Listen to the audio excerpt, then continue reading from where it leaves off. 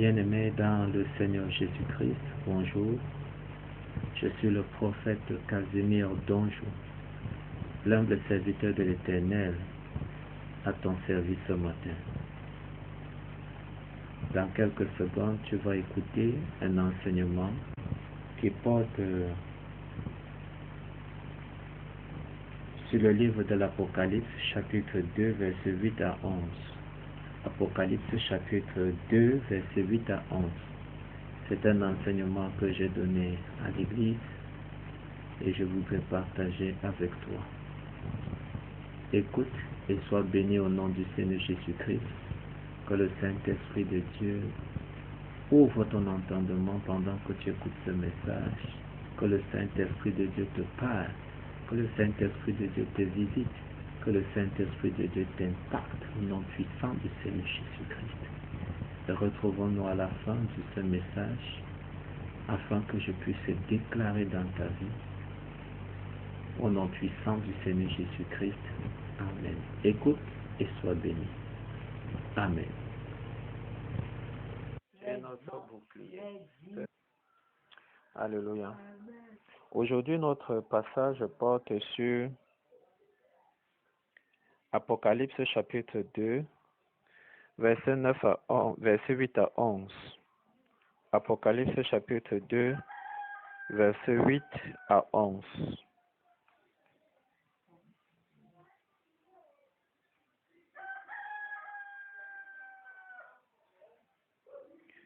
Oui, la personne qui, la sœur Dorine va effectuer la première lecture. Apocalypse chapitre 2, verset 8 à 11. Seconde lettre à l'église de Smyrne. Écrit à l'ange de l'église de Smyrne. Voici ce que dit le premier et le dernier, celui qui était mort et qui est revenu à la vie. Je connais ta tribulation et ta pauvreté, bien que tu sois riche, et les calomnies de la part de ceux qui se disent juifs et ne le sont pas, mais qui sont une synagogue de Satan. Ne crains pas ce que tu vas souffrir. Voici, le diable jettera quelqu'un de vous en prison afin que vous soyez éprouvés et vous aurez une tribulation de 10 jours. Sois fidèle jusqu'à la mort et je te donnerai le couronnement de vie. Que celui qui a des oreilles entende ce que l'Esprit dit aux églises. Celui qui vaincra n'aura pas à souffrir la seconde mort. Amen. Amen. Jordan va effectuer une deuxième lecture. Apocalypse, le chapitre 2 au verset 8. Du verset 8 au verset 11. Seconde lettre à l'église de Smyrne. Écrit à l'ange de l'église de Smyrne. Voici ce que dit le premier et le dernier. Celui qui était mort et qui est revenu à la vie. Je connais ta tribulation et la pauvreté, bien que tu sois riche, et les calomnies de la part de ceux qui se disent juifs et ne le sont pas, mais qui sont une synagogue de Satan. Ne crains pas ce que tu vas souffrir. Voici, le diable jettera quelques-uns de vous en prison, afin que vous soyez éprouvés, et vous aurez une tribulation de 10 jours. Sois fidèle jusqu'à la mort, et je te donnerai la couronne de vie. Que celui qui a des oreilles entende ce que l'Esprit dit aux églises. Celui qui vaincra n'aura pas à souffrir la seconde mort. Amen. Amen. Alléluia. Aujourd'hui, Que le Saint-Esprit de Dieu vraiment nous enseigne au travers de ce passage de Apocalypse chapitre 2, versets 8 à 11. Alors, nous intitulons ce message dans le livre, dans la Bible, on parle de la lettre à l'église de Smyrne. Et lorsque nous lisons le contenu de cette lettre, nous pouvons résumer cela dans une phrase qui est la suivante: courage dans la persécution, car au bout se trouve le couronnement. Courage dans la persécution, car au bout se trouve le couronnement. Alléluia. Eh bien, ici, au verset 8, la Bible nous dit: à l'ange de l'église de Smyrne, écrit. Ici, c'est le Seigneur Jésus-Christ, celui qui détient les 7 étoiles dans sa main droite et qui marche au milieu des 7 chandeliers d'or.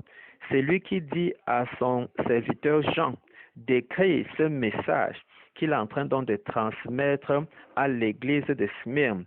Dimanche passé, le Seigneur Jésus disait à Jean d'écrire et de transmettre le message à l'église d'Éphèse. Aujourd'hui, le message s'adresse à l'église de Smyrne. Et à titre de rappel, nous avons dit que ici, les 7 églises en réalité, qui sont des 7 églises d'Asie, en fait ne sont qu'un symbole. Ils symbolisent les églises dans le monde entier. Et chaque église ici symbolise une période dans l'histoire de l'Église. Alléluia. Et selon la lettre à l'Église d'Éphèse, nous avons vu dimanche passé, nous avons vu que le Seigneur Jésus reprochait à l'Église d'Éphèse le fait qu'elle avait perdu son premier amour. C'est vrai qu'elle était persévérante, c'est vrai qu'elle montrait un certain enthousiasme que le Seigneur Jésus a apprécié, mais le Seigneur Jésus leur a dit qu'il y avait une chose qu'ils devraient corriger, c'est qu'il fallait qu'ils retrouvent leur premier amour. Une façon de dire que quoi? Ces personnes n'adoraient plus le Seigneur Jésus, ne servaient plus le Seigneur Jésus à un moment donné comme ils le faisaient au départ.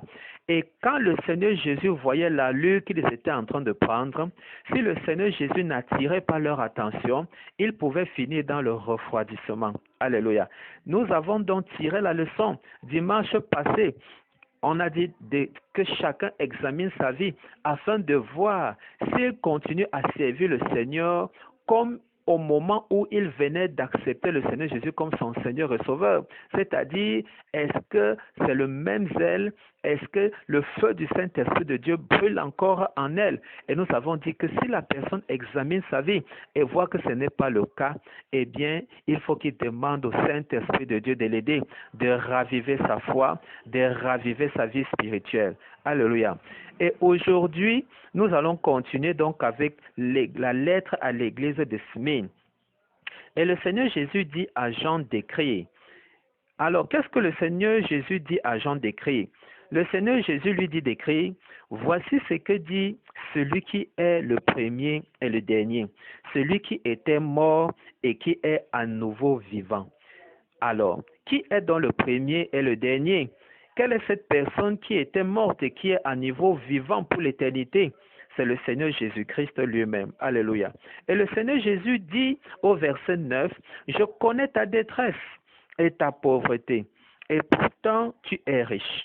Je connais ta détresse et ta pauvreté, et pourtant tu es riche. Je sais les calomnies de ceux qui se disent juifs, mais qui ne le sont pas. Alléluia.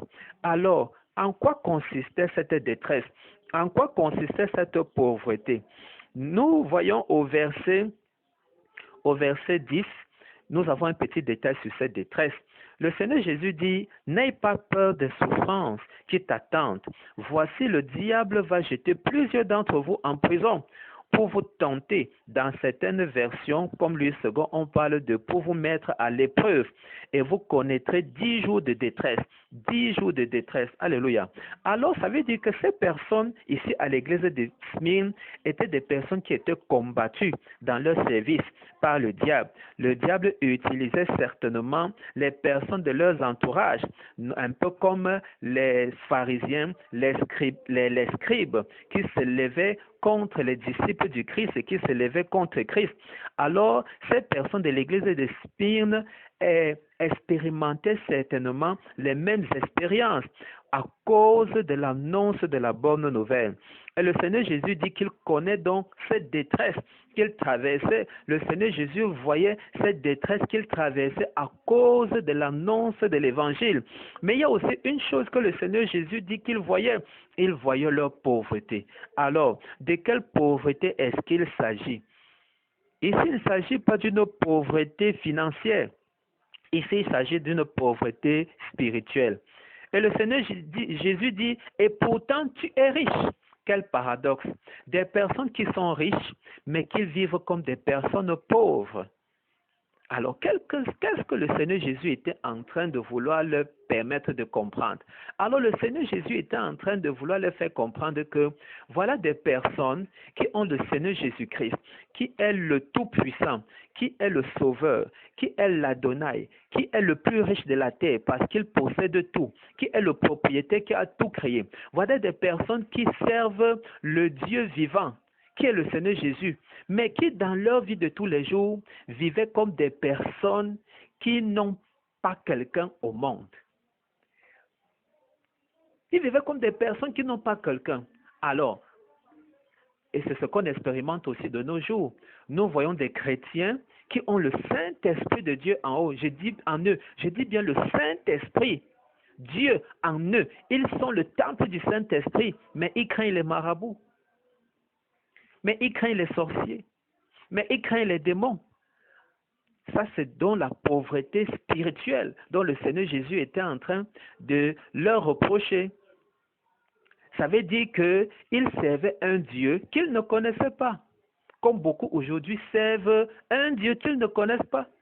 Beaucoup disent, oh, je crois au Seigneur Jésus.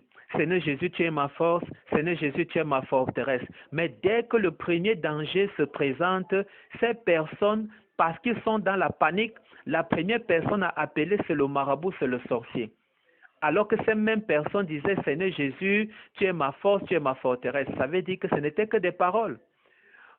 Donc, voici le cas des personnes qui servaient un Dieu qu'ils ne connaissaient pas véritablement. Et cela se voyait dans leur vie.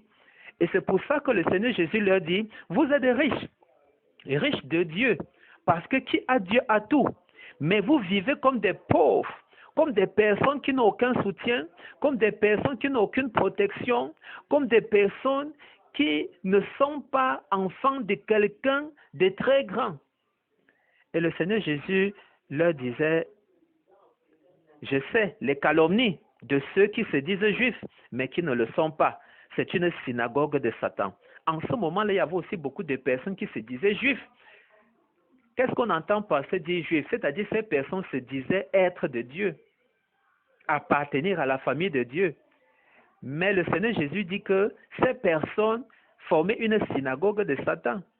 Qu'est-ce que ça voulait dire? Ça voulait dire que ces personnes disaient une chose de leur bouche, mais vivaient une autre. Ces personnes prétendaient être des disciples du Christ, mais dans leurs actions, dans leur façon de vivre, on les voyait plutôt être des serviteurs de Satan. Tout comme de nos jours, beaucoup de personnes disent « je suis chrétien ». Beaucoup de personnes vont te dire « j'appartiens à Christ, je suis né de nouveau ».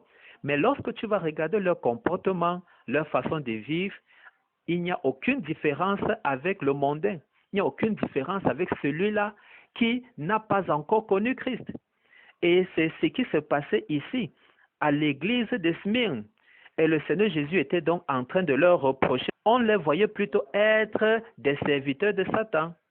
Tout comme de nos jours, beaucoup de personnes disent « je suis chrétien ». Beaucoup de personnes vont te dire « j'appartiens à Christ, je suis né de nouveau ». Mais lorsque tu vas regarder leur comportement, leur façon de vivre, il n'y a aucune différence avec le mondain. Il n'y a aucune différence avec celui-là qui n'a pas encore connu Christ. Et c'est ce qui se passait ici, à l'église de Smyrne. Et le Seigneur Jésus était donc en train de leur reprocher cela et d'attirer leur attention afin qu'ils corrigent cette hypocrisie. Alléluia. Parce que ça, c'est de l'hypocrisie. Dire une chose et faire une autre, c'est de l'hypocrisie. Dire qu'on est une chose alors qu'on est une autre, c'est de l'hypocrisie. On n'est pas vrai dans son cœur. Et le cœur est le point de communication entre Dieu et ses enfants. Donc, nous devons faire attention par rapport à ce que nous proclamons, par rapport à notre façon de vivre. Ce que nous disons et ce que nous faisons doit être en adéquation avec ce que nous vivons dans le cœur. Et en tant qu'enfant de Dieu, en tant que témoin du Seigneur Jésus-Christ, cela doit se voir dans nos paroles, cela doit se voir dans nos actions. Alléluia. Alors, et le Seigneur dit au verset 10, « N'aie pas peur des souffrances qui t'attendent. Voici, le diable va jeter plusieurs d'entre vous en prison pour vous tenter, pour vous éprouver, et vous connaîtrez 10 jours de détresse. » Pourquoi est-ce que le diable, au travers des personnes de leur entourage, devait les jeter en prison? Parce qu'il ne voulait pas que ces personnes continuent à annoncer la bonne nouvelle du Seigneur Jésus. Ces personnes qui annonçaient la bonne nouvelle du Seigneur Jésus étaient persécutées par leur entourage. Et ces personnes menaçaient même de les jeter en prison. Nous pouvons voir les apôtres. Les apôtres ont expérimenté ces persécutions. L'apôtre Paul, par exemple, a été jeté en prison plusieurs fois. Mais je bénis Dieu parce que Dieu avait accordé à l'apôtre Paul un cœur tel que l'apôtre Paul, lui, connaissait qui est le Dieu qu'il sert. Et même étant en prison, il était fier d'y être. Il a continué l'œuvre de l'annonce de la bonne nouvelle, même étant en prison. Lorsque nous prenons par exemple le cas aussi de Paul et de Silas, on les a jetés en prison, mais ça ne les empêchait pas de servir le Seigneur, ça ne les empêchait pas d'adorer le Seigneur, jusqu'à ce qu'un jour à minuit, l'ange est venu les délivrer de la prison. Alléluia. Ce comportement de Paul et de Silas doit nous enseigner. Amen. Nous devons donc comprendre qu'en tant que témoin du Seigneur Jésus-Christ, le Seigneur Jésus-Christ qui est la vérité, le monde est la vérité. Et par conséquent, si le monde a haï le Seigneur Jésus, ce n'est pas toi et moi qui voulons marcher dans la vérité, qui marchons dans la vérité que le monde ne va pas haïr. Et le monde va pousser sa haine jusqu'à nous emprisonner. Ça peut arriver. Mais comme l'apôtre Paul, même si on se retrouve en prison à cause du nom du Seigneur Jésus, sois heureux de te retrouver en prison à cause du nom du Seigneur Jésus. Le Seigneur Jésus dit dans sa parole que heureux ceux qui sont persécutés à cause de mon nom, car il y a une grande couronne qui les attend dans le ciel. Alléluia. Et la Bible nous précise bien que le fait de les jeter en prison sera pour eux une épreuve. Alors c'est quoi une épreuve? Une épreuve, c'est une situation difficile que le Seigneur permet qu'un de ses enfants traverse afin d'éprouver sa foi ou bien son amour pour lui. C'est ça une épreuve. Le diable, lui, fait traverser une situation difficile à cet enfant de Dieu parce qu'il veut faire que cet enfant de Dieu chute. Il veut faire que cet enfant de Dieu déshonore son Dieu. Ça, c'est pour le diable. En ce moment-là, pour le diable, c'est la tentation. Mais Dieu permet cela parce que ce sera pour toi, enfant de Dieu, une épreuve. Parce que toi qui dis que tu aimes le Seigneur Jésus, toi qui dis que tu sais le Seigneur Jésus, toi qui dis que tu crois au Seigneur Jésus, le Seigneur Jésus permettra certaines actions du diable de t'atteindre parce que le Seigneur Jésus voudra voir est-ce que véritablement tu l'aimes, est-ce que véritablement tu as ta foi en lui. De la même façon qu'il a éprouvé Abraham, notre père dans la foi, toi et moi, bien-aimés, nous serons éprouvés. Alléluia. Donc, bien-aimé, lorsqu'une situation difficile arrive dans ta vie, souviens-toi, c'est une occasion pour toi de manifester ta foi en le Seigneur Jésus. C'est une occasion pour toi de manifester ton amour en le Seigneur Jésus. Parce que ce n'est que dans les situations difficiles que Dieu peut véritablement voir si nous l'aimons vraiment. Alléluia. Donc, ça ne sert à rien de prier à Dieu que Seigneur éloigne de moi les épreuves, éloigne de moi les persécutions. C'est une prière vaine. Que nous le voulions ou pas, celui qui veut marcher dans la vérité, parce que le monde n'aime pas la vérité, sera persécuté. Donc, ça, c'est une prière à ne même pas faire parce que c'est une prière vaine. La prière qu'il faut plutôt faire, c'est dire, Seigneur, remplis-moi davantage de ta grâce pour surmonter les tentations, surmonter les persécutions, surmonter les situations difficiles qui se présenteront sur mon chemin à cause de ton nom. Et le Seigneur Jésus t'accordera sa grâce et tu surmonteras ces épreuves et au bout t'attendras le couronnement. Alléluia. Que le Seigneur remplisse chacun de nous de sa grâce ce matin. Que le Seigneur remplisse chacun de nous de sa force ce matin, afin de surmonter toute forme de tentation, toute forme de persécution que nous pourrons rencontrer sur notre chemin de la foi, au nom du Seigneur Jésus-Christ. Que tout esprit de refroidissement, que tout esprit de découragement dans ta vie soit chassé, au nom du Seigneur Jésus. La Bible nous dit que le Saint-Esprit de Dieu qui est en nous est un esprit de force, de sagesse et d'amour. Et bien que ces grâces te saturent ce matin à débordement, au nom du Seigneur Jésus. Alors, bien-aimés, le Seigneur nous dit, le diable va nous jeter en prison pour 10 jours. Pourquoi est-ce que le Seigneur Jésus précise 10 jours? 10 jours ici, c'est une façon de dire que ce ne sera pas pour longtemps. Oui, ça sera pour un temps limité. Alléluia. La Bible nous dit bien que Dieu ne nous éprouve jamais au-delà de notre force. Parce que ce sera pour nous une forme d'épreuve. Dieu ne peut pas nous laisser expérimenter cela pendant longtemps. Alors le Seigneur nous avertit pour que lorsque nous allons nous trouver dans ce genre de situation difficile, souvenons-nous que c'est une épreuve et que nous devons surmonter la tête haute avec la force du Seigneur, avec le Saint-Esprit de Dieu en nous, au nom du Seigneur Jésus. Et le Seigneur Jésus, ce matin, nous donne une parole d'encouragement. Le Seigneur Jésus te dit, sois fidèle jusqu'à la mort et je te donnerai la vie comme prix de ta victoire. Alléluia. Voilà la parole de l'Éternel pour toi et moi ce matin. Le Seigneur Jésus te dit, sois fidèle. Malgré ces difficultés-là, sois fidèle. Malgré les persécutions, sois fidèle. Malgré les moqueries, sois fidèle. Comme moi j'ai été fidèle. Comme même les apôtres, Paul, Jean et les autres ont été fidèles. Sois fidèle jusqu'à la fin. Et comme il est à la porte et comme il vient, il dit, je te donnerai la vie comme prix de ta victoire. Alléluia. Et il s'agit ici de la vie éternelle. Et au verset 11, pour terminer, le Seigneur Jésus dit, que celui qui a des oreilles écoute ce que l'Esprit dit aux églises. Au vainqueur, la seconde mort ne causera pas de mal. Au vainqueur, la seconde mort ne causera pas de mal. Alléluia. La seconde mort ici, c'est le lac de feu. Amen. C'est le lac de feu, c'est-à-dire cet endroit où tout ce qui a été corrompu par le diable, cet endroit où le diable et ses agents, cet endroit où ceux qui ont servi le diable vont se retrouver pour l'éternité séparés de Dieu. C'est ça que la Bible appelle la seconde mort, le lac de feu. Et le lac de feu est différent de l'enfer. Alléluia. Les personnes qui meurent maintenant sans Christ ou qui meurent en tant que serviteurs du diable, ces personnes partent en enfer. Alléluia. Et au jugement dernier, que la Bible appelle le jugement du trône blanc, tel qu'il est écrit dans Apocalypse chapitre 19, la Bible dit que en ce moment-là, l'enfer même sera jeté dans le lac de feu, qui est la seconde mort. Satan, le faux prophète, sera jeté dans le lac de feu. L'antichrist seront jetés dans le lac de feu, qui est la seconde mort.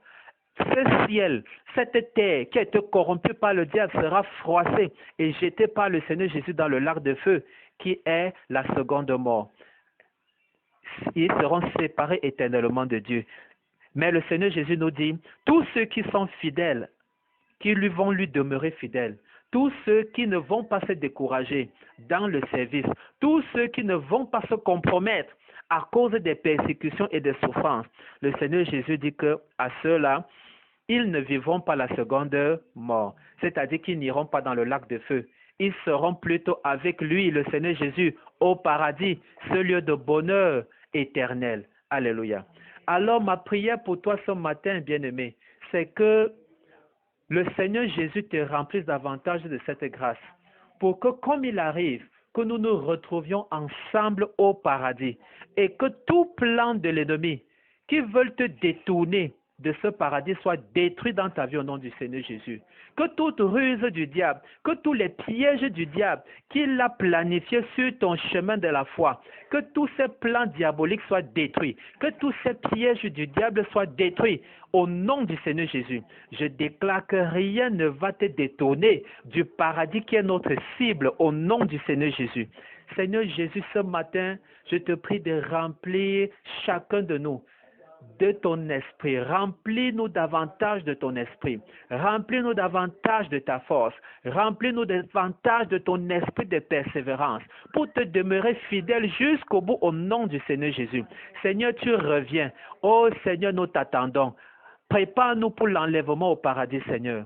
Prépare les membres de nos familles pour l'enlèvement au paradis. Seigneur, prépare nos voisins, tes enfants dans ce quartier, dans cette ville, dans cette région, dans ce pays, dans le monde entier. Seigneur, prépare tes enfants pour l'enlèvement au paradis. Au nom du Seigneur Jésus, Seigneur, que rien ne nous détourne, que rien ne les détourne du paradis au nom du Seigneur Jésus.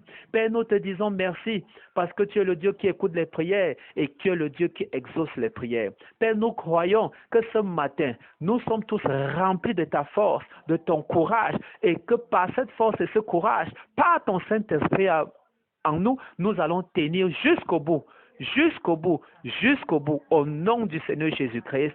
Amen. Dis avec moi, avec le Seigneur Jésus, j'irai jusqu'au bout. Avec le Seigneur Jésus-Christ, j'irai jusqu'au bout.